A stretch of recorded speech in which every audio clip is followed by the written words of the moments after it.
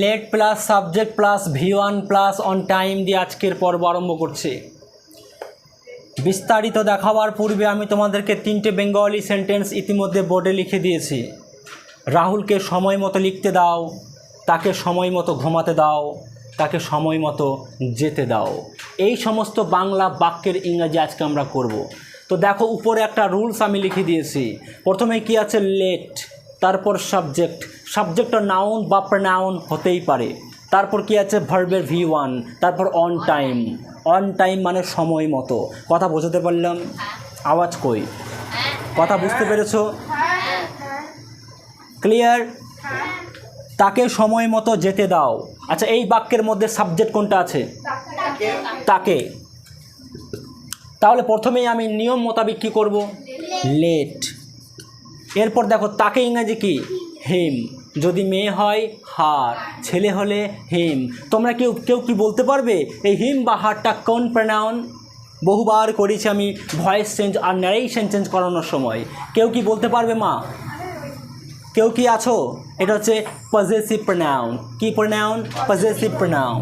Late, লেটের পরে কি হবে সাবজেক্ট এই বাক্যে? তাকে। Let him, let him. তারপর কি আছে?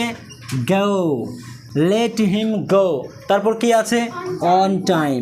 Let him go on time মানে, এবার যদি বলি তাকে সময় মতো খেলতে দাও, let him play on time.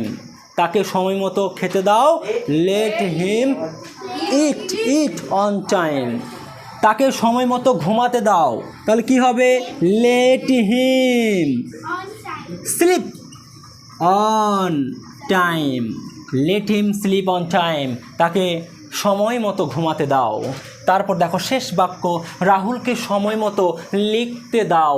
এই বাক্যের মধ্যে কিন্তু সাবজেক্টটা আর হিম হবে না, এটা কি হবে? নাউন, রাহুল। তাহলে কি হবে? লেট রাহুল। কি হবে? Rahul write on time. মানে কি হলো? Let Rahul write on time মানে হচ্ছে রাহুলকে সময় মতো লিখতে দাও। ক্লিয়ার? ছোট্ট একটা ক্লাস, খুব গুরুত্বপূর্ণ ক্লাস, ইম্পর্টেন্ট ক্লাস। দৈনন্দিন জীবনে তোমরা এই ক্লাসটি ব্যবহার করতে পারো। বেঙ্গলি থেকে ইংরাজি করার জন্য খুব মার্ভেলাস ক্লাস। কথা দীর্ঘায়িত না করে বাক্যটি অর্থাৎ ভিডিওটি অর্থাৎ ক্লাসটি এখানেই শেষ করলাম। ভালো থাকবে সবাই। Thank you very much. Have a good day. Tata, bye by.